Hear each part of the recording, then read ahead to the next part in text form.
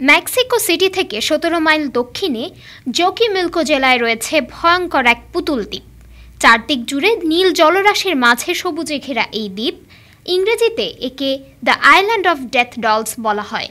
দূর থেকে দেখলে নয়নাভিরাম দৃশ্য দেখে মন ভরে যাবে, অথচ কাছে গেলেই গায়ের লোম দাঁড়িয়ে যাবে, কারণ দ্বীপের প্রতিটা গাছে ঝুলছে বীভৎস চেহারার সব পুতুল।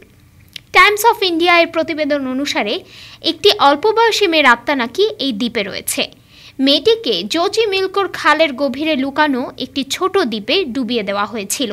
এরপর থেকেই ছোট মেয়েটির আত্মা এই দ্বীপে রয়ে গেছে। পুতুল দ্বীপের একমাত্র স্থায়ী বাসিন্দা ছিলেন ডন জুলিয়ান সান্তানা ব্যারেরা। স্ত্রী এবং পরিবার থাকা সত্ত্বেও তিনি এখানে বসবাস করতেন। ডন জুলিয়ান দাবি করেন যে তিনি এই দ্বীপে বসবাসের সময় একটি মেয়ের চিৎকার শুনতে পেয়েছিলেন। তার মতে, আমি আমার পুতুল চাই বলে মেয়েটি নাকি চিৎকার করতে থাকত। এরপরে তিনি একটি পুতুল খুঁজে পান। পুতুলটিকে তিনি মেয়েটির আত্মাকে উপহার হিসেবে দিতে চেয়েছিলেন। এজন্য পুতুলটিকে তিনি একটি গাছে ঝুলিয়ে রেখেছিলেন। এরপর এক পর্যায়ে পরিস্থিতি আরও ভয়ঙ্কর হয়ে ওঠে। প্রায় প্রতিদিনই দ্বীপের চারপাশে আরও পুতুল ঝুলতে শুরু করে।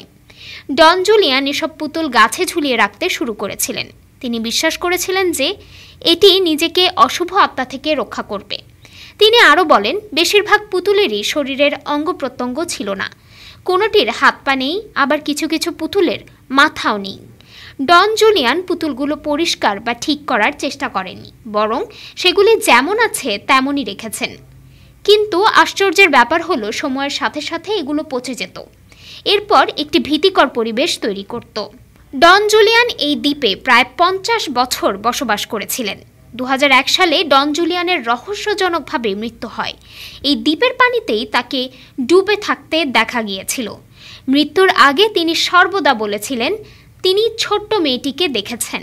পরবর্তীকালে জুলিয়ানের পরিবার এসব বিষয় অস্বীকার করে জানায় তিনি মানসিকভাবে সুস্থ ছিলেন না। প্রচলিত ভ্রান্ত ধারণা দূর করতে মেক্সিকান সরকার ১৯৯০ সালে এই দ্বীপটিকে ন্যাশনাল হেরিটেজ ঘোষণা করে এই দ্বীপটিকে পরিষ্কার পরিচ্ছন্ন করে পর্যটন এলাকা বানানোর উদ্যোগ নেয়। তবে বর্তমানে সারা বছর খুব বেশি পর্যটক এই দ্বীপে আসেন না। পর্যটকরা কদাকার পুতুল দেখে রাতে দুঃস্বপ্ন দেখেন এবং এই অজুহাতে দ্বীপটিতে যেতে ভয় পান। আর সেখানে পর্যটকেরা গেলে এখনও সাথে করে পুতুল নিয়ে যান এবং টাঙিয়ে দেন দ্বীপের কোনো এক জায়গায়। সেগুলি আবার ধীরে ধীরে ভয়ঙ্কর রূপ নেয়।